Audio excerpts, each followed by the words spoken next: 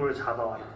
우리가 기르고 있는 가축을 잡아와서 내게 가져오면 내가 아버지가 좋아하는 그 별미를 만들어줄 테니 너는 형 에서의 옷을 입고 그 음식을 가져가서 너가 그 축복을 받으라 라고 이야기해서 그대로 따라서 합니다. 야곱이.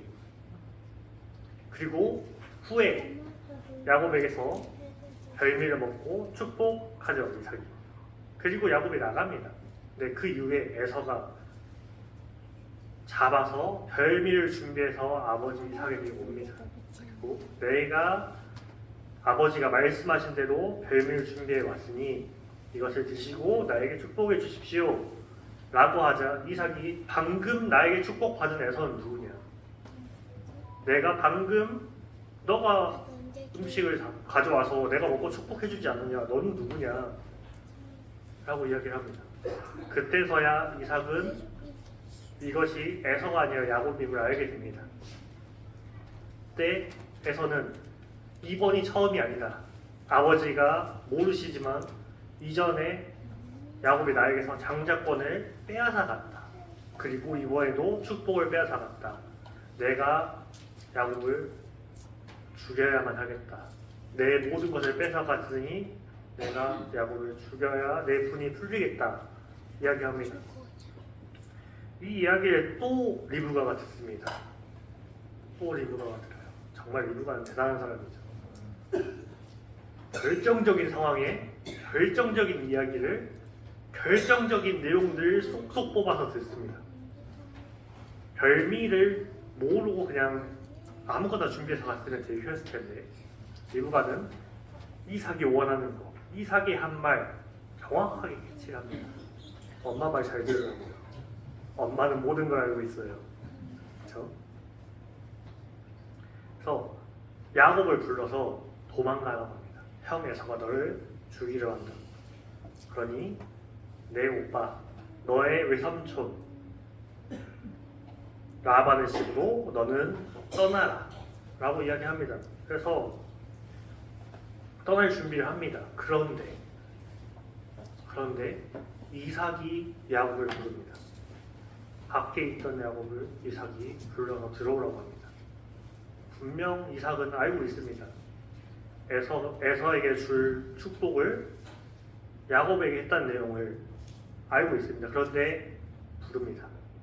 불러서 다시 한번 축복합니다. 이제 이 본가를 떠나서 먼 길을 떠나야 되는 야곱을 다시 한번 축복합니다. 그래서 야곱은 이제 그 길을 떠나게 됩니다. 그때 이삭의 집, 야곱의 본가가 브엘세바입니다. 브엘세바. 후에 구약 성경에 계속 나옵니다. 단에서부터 브엘세바까지.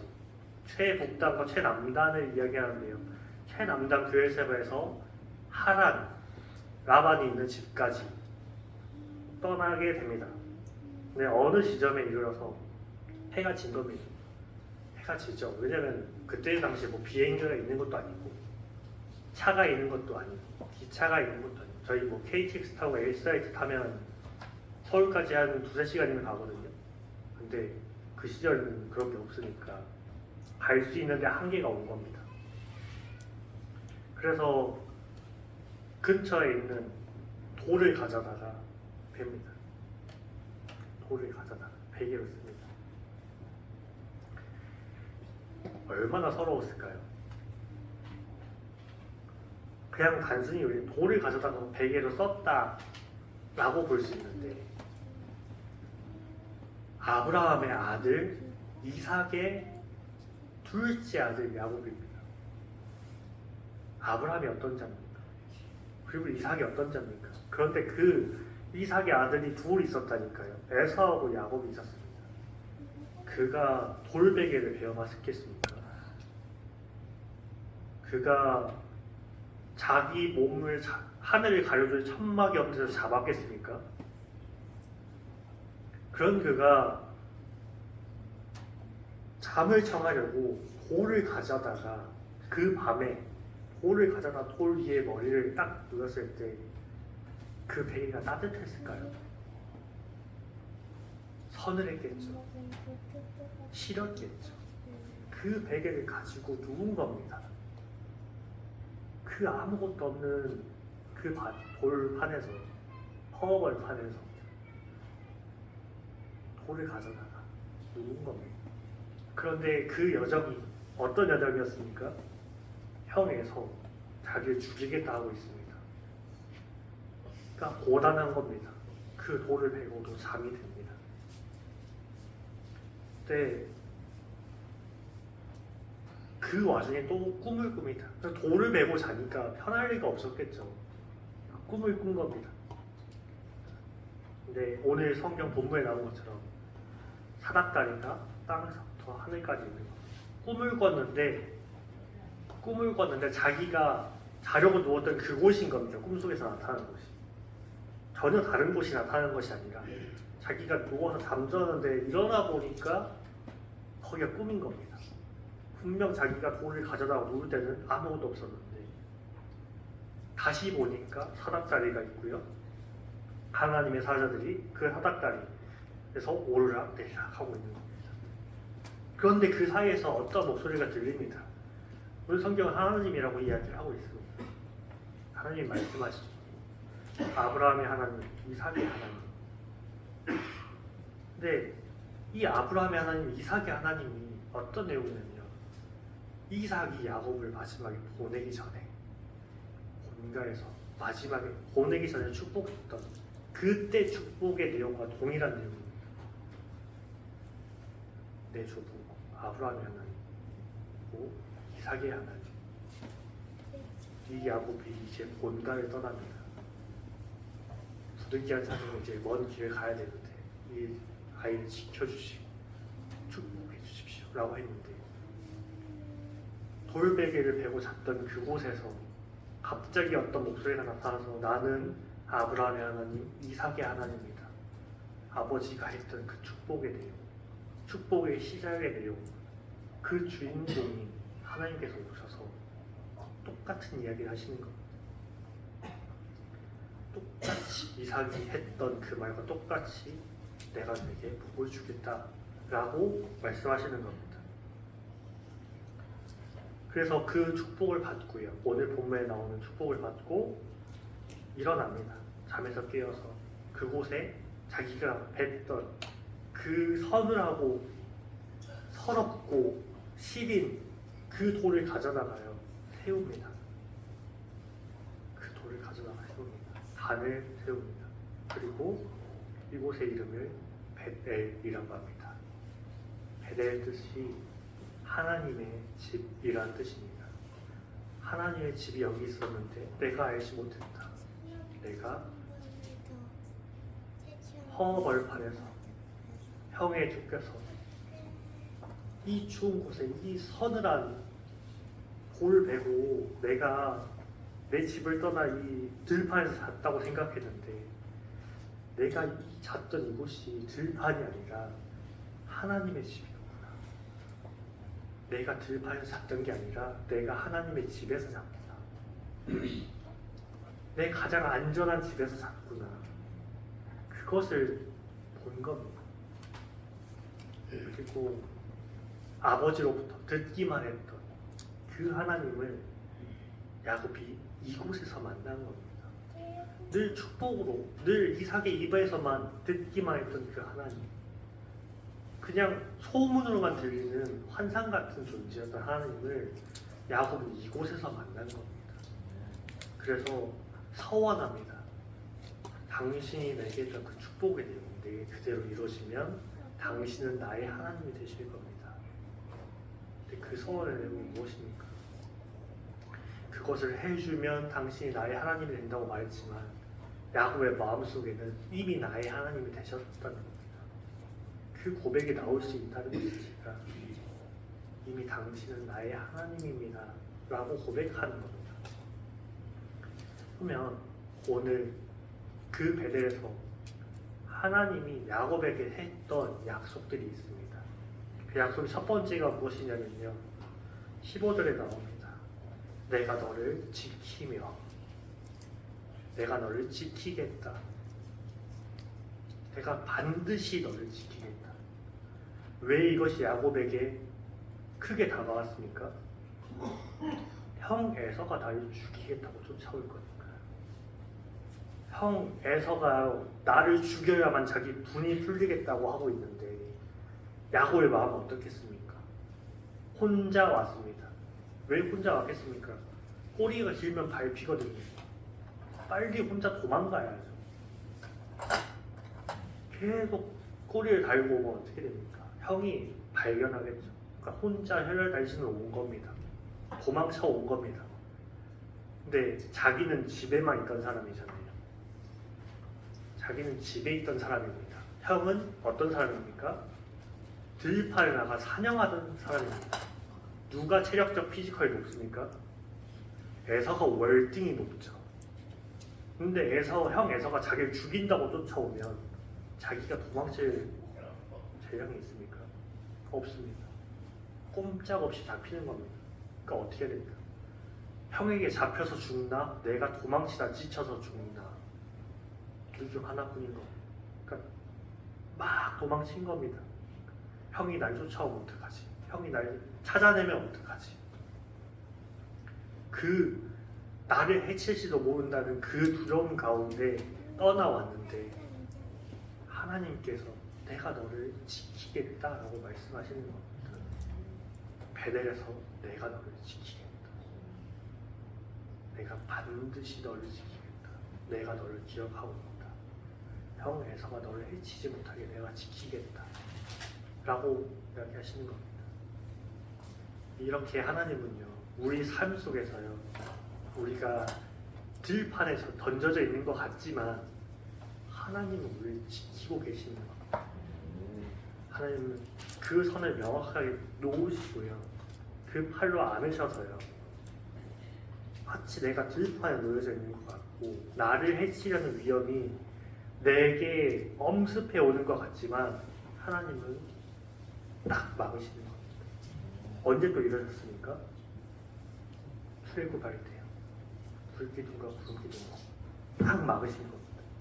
홍해 바다를 갈랐다가 다시 덮으심으로 딱 막으신 겁니다. 내가 너희를 지키겠다.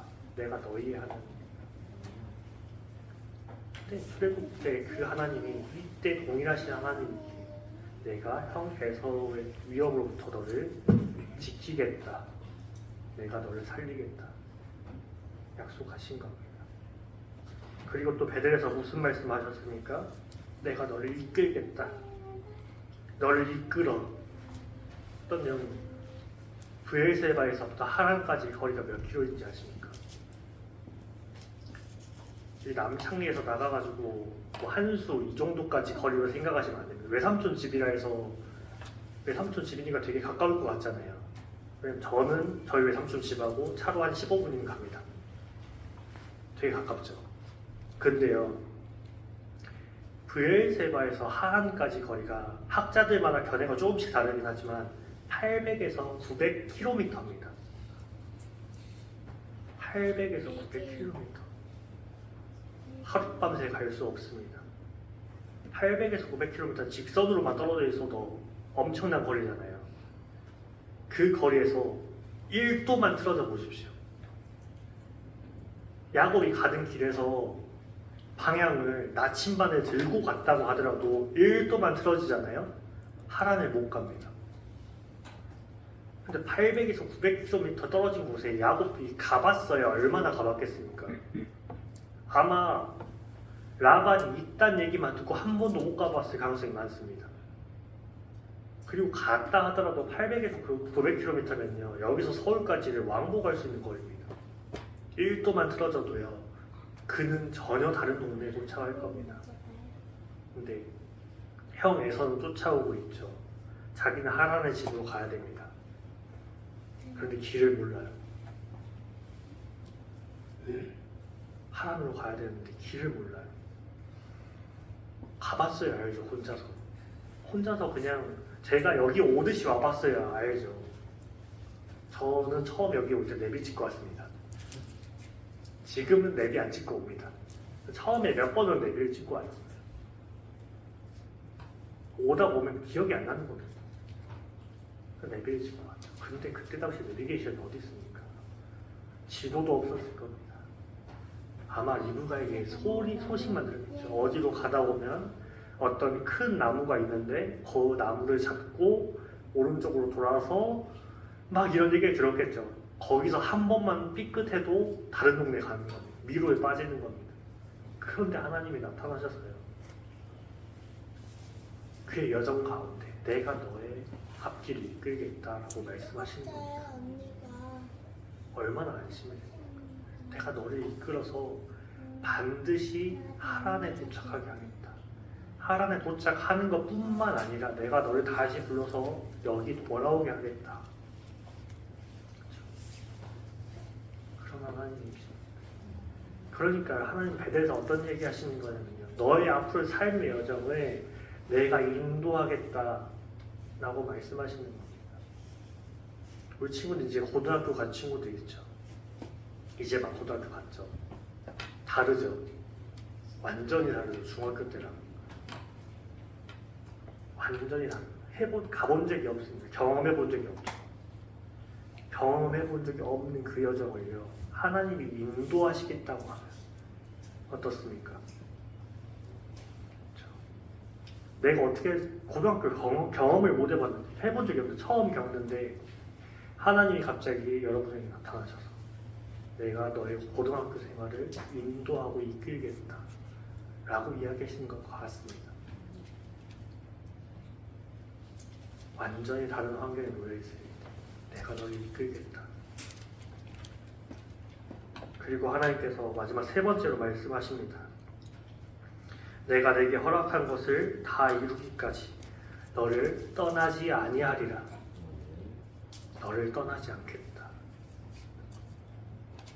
지금 야곱의 상황이 어떻습니까? 아버지와 어머니, 형, 그리고 그 외 모든 가축과 그 가족, 그 일족, 그 민족을 떠나서 자기 혼자 왔습니다. 형 에서의 위협으로부터 자기를 지켜줄 사람이 아무도 없습니다. 아버지 이삭이 형 에서를 말릴 수가 없습니다. 그러니까 아버지도 보낸 겁니다. 아버지가 야곱을 보냈지만 거꾸로 보면 어떻게 됩니까? 아버지가 야곱을 떠난 겁니다. 리브가도 삼촌 집에 가라고 했지만 엄마도 떠난 겁니다. 거꾸로 보면 형 에서를 막아줄 수가 없었습니다. 그렇게 모두가 떠났습니다. 혼자 있습니다. 야곱 혼자 있는 겁니다. 그런데 하나님께서 나타나서 말씀하신 게 이겁니다.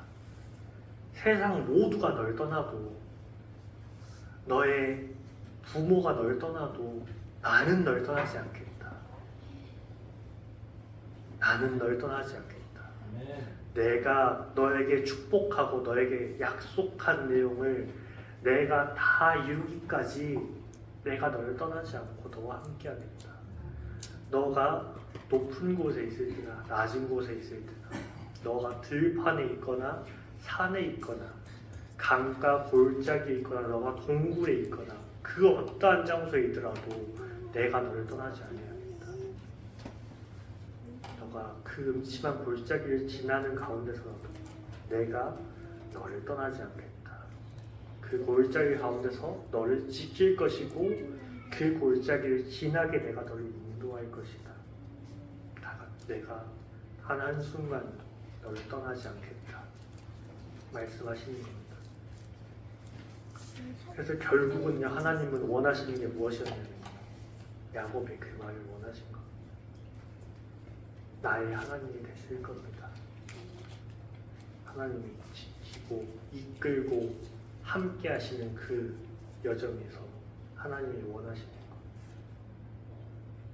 야곱이 하나님이 되는 것. 그거 하나를 원하시는 겁니다. 야곱의 하나님. 야곱에게 하나님은요 아브라함의 하나님, 이삭의 하나님이었습니다. 그저 딱 그 수준이었습니다. 그런데요 야곱이 형 에서의 위협으로부터 도망쳐서요 그 서늘한 돌베개를 베고 잤던 그 시점에서요. 그리고 하나님을 만난 그 시점에서요. 야곱에게요. 하나님은요. 아브라함의 하나님, 이삭의 하나님이 아니라 야곱의 하나님이 되신 겁니다. 그 시점에 이르러서야 야곱이 드디어 당신은 나의 하나님입니다 라고 고백하게 된 겁니다. 하나님이 그 시간을 기다리신 겁니다. 그 야곱의 고백을 기다리신 겁니다. 당신은 나의 하나님입니다. 나의 주, 나의 하나님이요. 나의 주, 나의 주인, 나의 하나님. 당신이 나의 하나님입니다. 그 고백을 기다린 겁니다. 우리가 살다 보면 야곱과 같은 때에 많이 놓입니다. 특히 우리 친구들이 갑자기 환경이 바뀌었죠. 한 번도 경험해보지 못한 고등학생 생활. 기쁩니까? 그럼 두렵습니까? 모르겠죠. 왜 두렵습니까? 앞을 모르니까 두렵죠. 내가 중학교 생활은 이제 이고에 났잖아요. 한 3년 했으니까 중학교 생활은 빠삭하잖아요. 근데 고등학교 생활은 아직 안 해봤습니다. 그러니까 모릅니다. 그리고 고등학교 졸업하면 어떻게 됩니까? 성인이 되죠. 성인까지 3년 남았습니다. 3년? 여러분 중학교 입학한 거 언제인지 기억납니까? 입학하고 졸업하는데 얼마 걸렸어요? 3년 똑같이 걸렸는데 금방 지나갔죠. 고등학생도 금방 지나갑니다. 그럼 성인 되는 거예요. 그러니까 그게 여러분들 마음 가운데 무의식 속에 찾아오는 겁니다. 그 두려움이 찾아오는 겁니다. 저도요 두려움이 찾아옵니다. 제가 카페를 계속 하고 있는데요. 임대차 계약이 6월까지입니다. 몇 달 안 남았어요.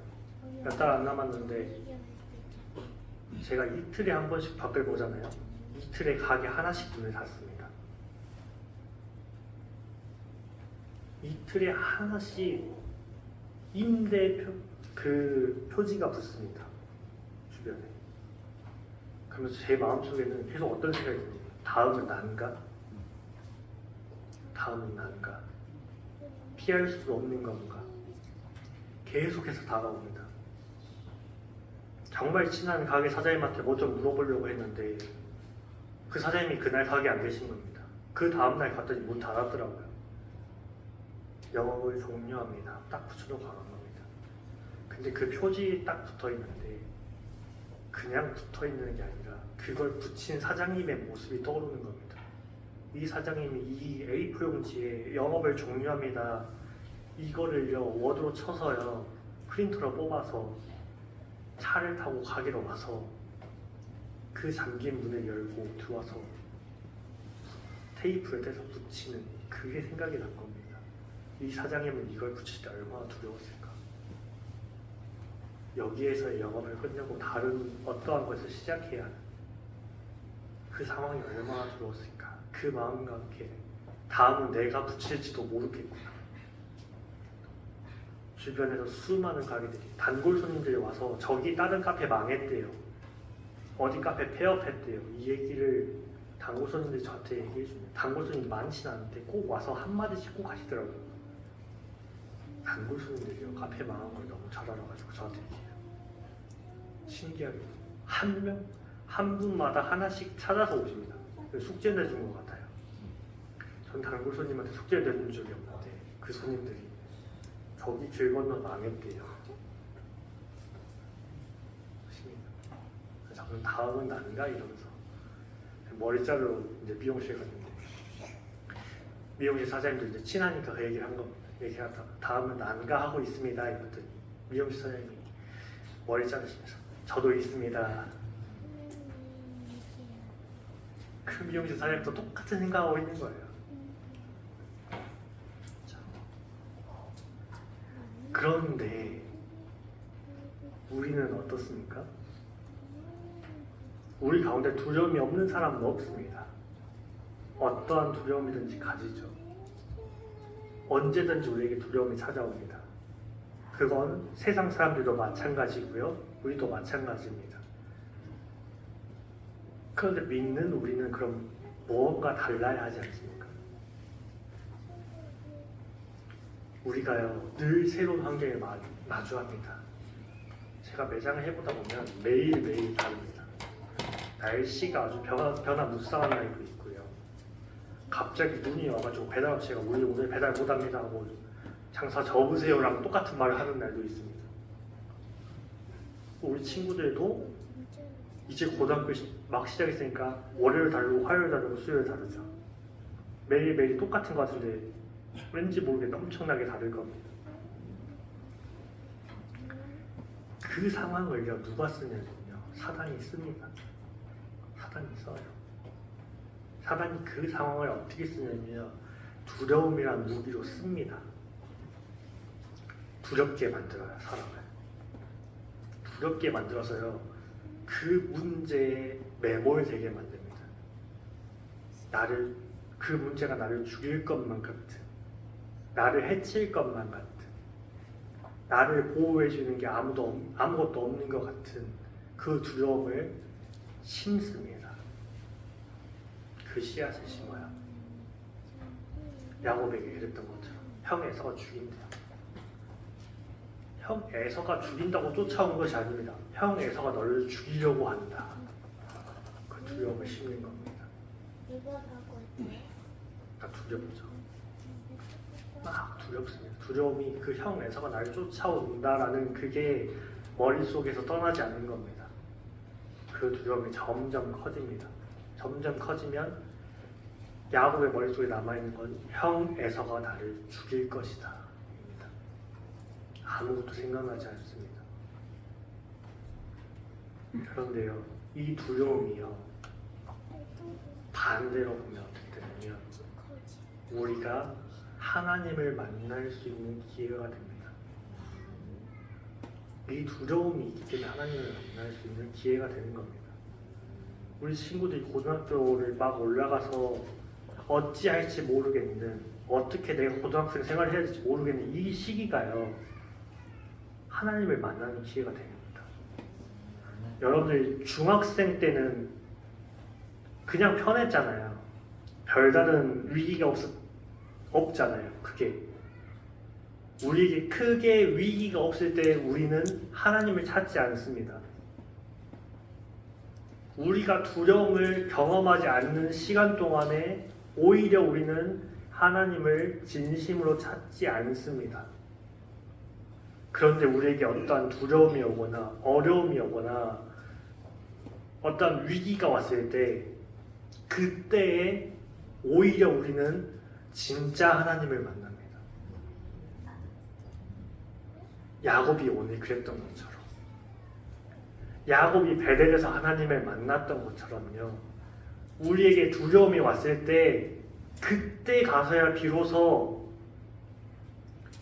아빠의 하나님, 엄마의 하나님이 아니라 나를 전도한 학교 선생님의 하나님이 아니라 나의 하나님을 만나게 되는 겁니다. 나의 베델에서 내가 돌베개를 찾은 그곳에서 그 서늘한 돌베개를 내가 손으로 잡고 내가 누웠던 그곳이요 내가 하나님을 만나는 곳이 됩니다. 그래서요 그리스도인에게 고난은요 두려움은요 나를 해치려고만 하는 위협이 아니라요 진짜 나의 하나님을 만나는 여정의 시작이 됩니다. 그리고 그곳에서요 하나님은요 오늘 야곱에게 했던 말씀과 동일하게요 내가 너를 지키겠다. 내가 너의 삶의 여정을 여태까지 이끌어 왔는데 내가 너에게 말 안 하고 이끌어 왔지만 뒤에서 내가 이렇게 끌고 왔지만 이제부턴 내가 앞장서서 너의 삶을 이끌겠다. 그리고 너에게 찾아온 그 두려움 때문에 모두가 다 너를 떠난다고 할지라도 나는 너를 떠나지 않겠다. 나는 너를 떠나지 않겠다. 말씀하신 베델에서요. 우리는 각자 우리의 베델에서 하나님을 만나야 합니다. 그리고 궁극적으로 우리에게 가장 큰 두려움은 무엇입니까? 우리 모두가 경험하는, 우리가 피할 수 없는 두려움은 무엇입니까? 죽음의 두려움입니다. 죽음 이후에 우리가 아무것도 모르기 때문에, 죽음 이후에 어떠한 내용을 우리에게 정확하게 경험하고 우리에게 알려준 사람이 아무도 없습니다. 죽음을 생각하면 항상 두렵죠. 그 누구도 이 두려움에서 자유로울 수 없습니다. 이 두려움에서 우리가 자유로울 수 없으니까요. 어떻게 하셨습니까? 하나님은 자기가 육신의 몸을 입고 이 땅 가운데 오셨습니다. 예수님이 오셨습니다. 그리고요, 십자가에 달려서요, 그 죽어야만 하는 우리의 죄를 모두 다 지시고 죽으셨습니다. 그리고 다시 살아나셨죠. 그리고 하늘에 올라가시기 전에 우리에게 무엇이라고 말씀하셨습니까? 내가 너희와 세상 끝날까지 항상 함께 있겠다. 항상 함께 있겠다. 모두가 다 떠날지라도 나는 너와 함께 있겠다. 내가 약속한다. 그리고 내가 속히 다시 돌아오겠다. 내가 너를 만나러 다시 오겠다. 말씀하시는 겁니다. 우리는 앞으로도 두려움 가운데 마주할 것입니다. 두려워하지 말라는 이야기는요, 너 왜 두려워하면 안 되는데 두려워하냐라는 얘기가 아닙니다. 너에게 두려움이 온다는 걸 내가 안다. 너가 두려울 수밖에 없다는 걸 내가 안다. 그렇지만 두려워하지 말아야 할 것은 내가 너를 지킬 것이고, 내가 너를 이끌 것이고, 내가 너와 함께 있을 것이기 때문이다. 그러니까요, 우리는요, 우리가 마주할 두려움 가운데서 매몰되어서는 안 되는 겁니다. 매몰될 때마다 우리는 돌베개를 찾아야 합니다. 그래서요, 그 서늘한 돌베개를 되었을 때, 그 서늘함으로 정신 번쩍 차리고 우리는 하나님을 찾아야 하는 겁니다. 하나님이 항상 옆에 계시니까. 우리가 하나님을 안 찾는 거지, 하나님이 우리와 함께 계시지 않는 것이 아닙니다. 그러니까 특별히 우리 친구들은 앞으로 삶의 여정 가운데 두려울 때요, 그 두려움에 빠지지 마십시오. 그 두려움에 빠지지 말고요, 그때 더 기도하십시오. 그때 더 하나님을 찾으십시오. 그러면요, 여러분의 하나님이 여러분을 찾아오실 겁니다. 찾아오실 거예요. 약속하신 하나님이니까. 하나님은 약속을 못 어기시는 분이거든요. 그 하나님을 만나서요, 우리 친구들이 입술로요, 나의 하나님을 고백하는 날이 왔으면 좋겠습니다. 우리도 다 마찬가지입니다. 우리가 마주한 두려움 가운데 두려움이 점점 커질 때마다 우리는 그 두려움 가운데서 하나님을 찾고, 그 베델에서 하나님을 만나고, 하나님을 나의 하나님이라 고백하는 우리 모든 대창교회 성도님들 되시길 소원합니다. 기도하겠습니다. 나의 주, 나의 하나님, 감사합니다. 하나님, 우리의 삶의 여정 가운데 두려움이 너무나도 많습니다. 우리가 어제를 겪었고 오늘을 겪고 있지만 우리의 내일을 아무도 장담할 수 없기에 항상 두려움이 우리 가운데 머뭅니다. 하지만 이제는 우리가 그 두려움의 문제 가운데 매몰되지 않기를 원합니다. 우리가 어떤 큰 문제를 만날지라도 그 문제보다 크신 하나님을 더욱 만나길 소원합니다. 우리가 우리의 아빠의 하나님, 엄마의 하나님, 나를 전도해준 누군가의 하나님이 아니라 나의 하나님을 만나게 소원합니다. 하나님, 우리의 삶의 여정 가운데서 늘 우리를 지키시고 이끄시고 함께하겠다고 하신 약속이 늘 이루어주시길 소원하고 늘 우리와 함께하여 주시옵소서. 앞으로의 여정 가운데 우리가 더욱더 하나님을 찾는 주의 자녀 되길 소원합니다. 늘 우리와 함께하여 주시옵소서. 예수님의 이름으로 기도드립니다. 아멘.